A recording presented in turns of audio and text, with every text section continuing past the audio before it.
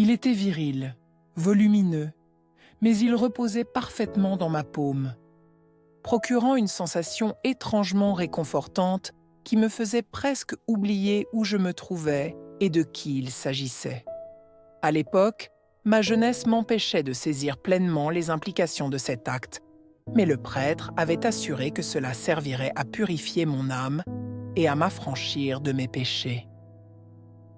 Au début, cela causait une douleur vive, mais peu à peu, je m'y suis accoutumé, bien que l'expérience ne m'ait jamais plu. Durant l'époque médiévale en Europe, de nombreuses jeunes femmes prenaient la décision d'intégrer un couvent, sans toujours connaître ce qui les attendait réellement derrière ces murs austères. Si elles avaient été pleinement conscientes des responsabilités qui les attendaient, comme accueillir des villageois avec un sourire forcé ou exécuter des tâches incongrues, elles auraient probablement repensé ce choix de dévouement au service divin. Rejoindre un monastère n'était souvent pas un véritable choix, mais plutôt le résultat de pressions sociales ou économiques. Les jeunes femmes qui ne pouvaient se marier, généralement à cause de l'absence de dot ou d'une situation politique défavorable, étaient reléguées à cette option par défaut.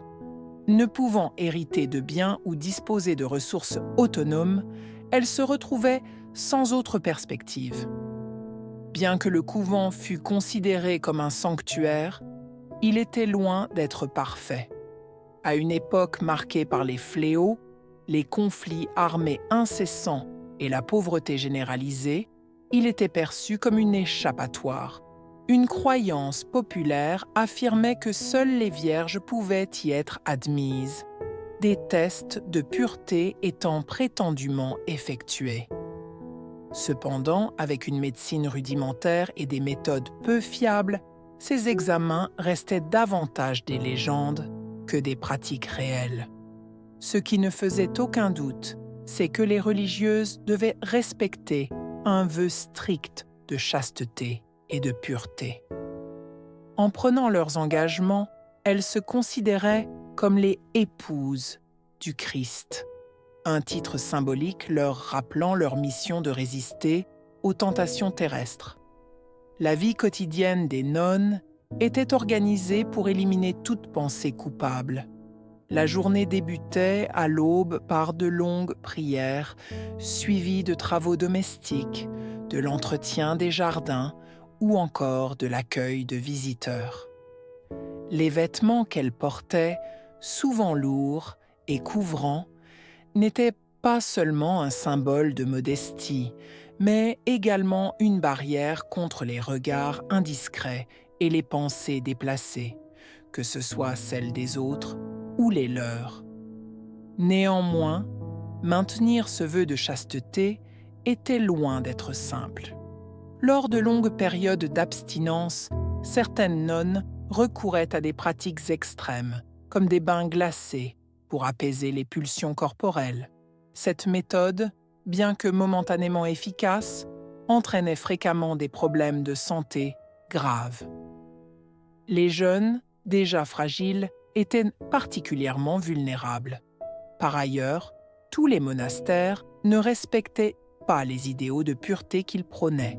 Certains lieux, comme une célèbre abbaye anglaise, devinrent des foyers de comportements contraires aux valeurs religieuses.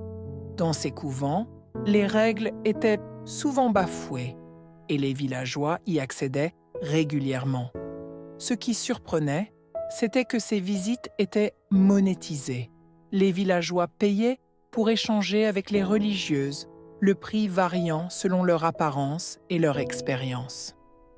Les novices, jeunes et naïves, étaient particulièrement prisés par les visiteurs fortunés, en quête d'une certaine innocence.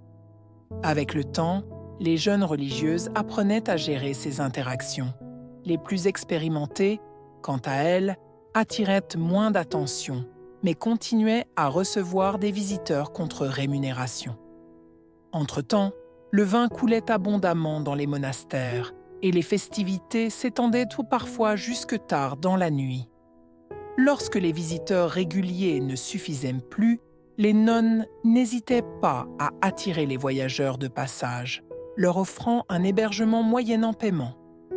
Dans certains cas, ces étrangers étaient dépouillés de leurs biens, devenant des cibles faciles pour les besoins croissants du couvent. La gestion de ces lieux reposait souvent entre les mains d'une abbesse autoritaire, dont la sévérité était encouragée par la hiérarchie ecclésiastique.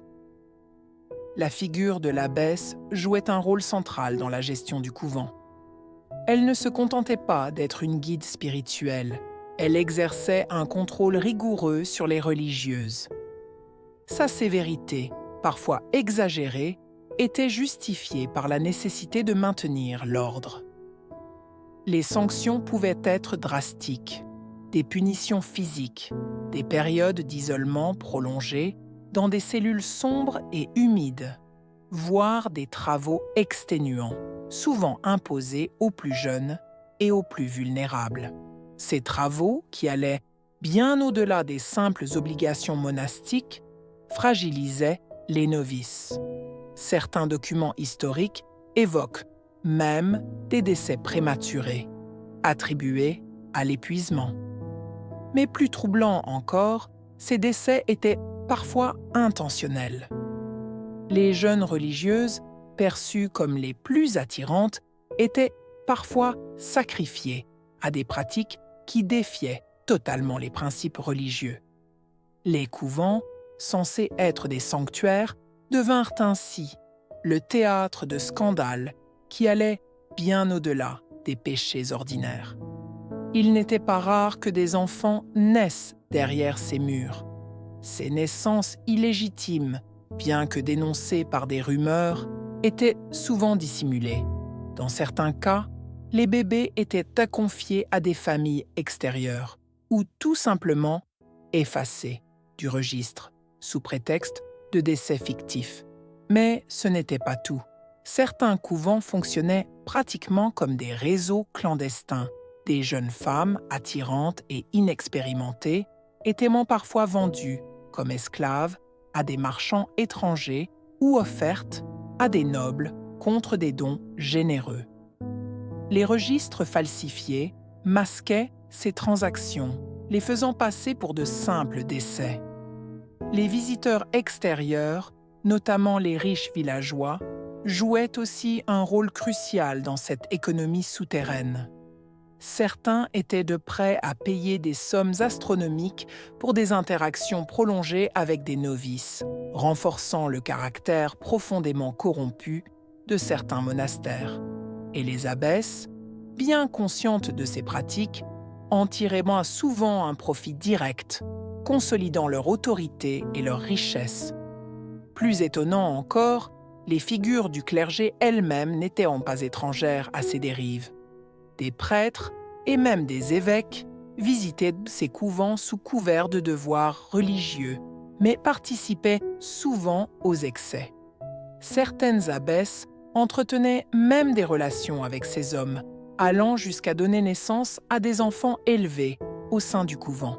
Ces unions, bien que condamnées par l'Église, étaient souvent tolérées dans la mesure où elles restaient discrètes. Pour maintenir l'ordre et contenir les rumeurs, des mesures drastiques furent parfois prises. Dans certains cas, des gardes étaient assignés pour surveiller les murs du couvent, empêchant toute intrusion ou évasion. Des abbesses jugées trop rebelles ou indisciplinées étaient elles-mêmes enfermées dans leur propre monastère, réduites au silence pour éviter de compromettre la réputation de l'Église. Cependant, ces mesures n'attaquaient que les symptômes et non la racine du problème. Beaucoup de ces dérives étaient alimentées par l'imposition stricte du célibat et de la chasteté, qui exacerbait les frustrations naturelles des religieuses et des moines. Ces règles, bien qu'instaurées avec des intentions spirituelles, semblaient parfois provoquer plus de péchés qu'elles n'en évitaient. Avec le temps, certains ont commencé à se demander « Et si les règles avaient été plus flexibles ? Et si l'on avait permis aux religieuses et aux moines de mener une vie où la spiritualité pouvait coexister avec des relations humaines normales. Peut-être que beaucoup de ces tragédies auraient pu être évitées. Il est difficile de réécrire l'histoire, mais ces récits nous rappellent que les institutions humaines, même celles fondées sur des idéaux nobles, sont souvent vulnérables à la corruption. Ces monastères, qui auraient pu être des havres de paix et de spiritualité, sont devenus pour certains un sombre rappel des excès du pouvoir et des failles de la nature humaine. Si vous avez aimé cette histoire, veuillez lui donner un pouce bleu. Cela nous aide vraiment à continuer de partager des vidéos pleines de sens et sincères. Faites-moi part de vos impressions dans la section des commentaires. Et n'oubliez pas de vous abonner pour ne pas manquer la prochaine vidéo. À bientôt!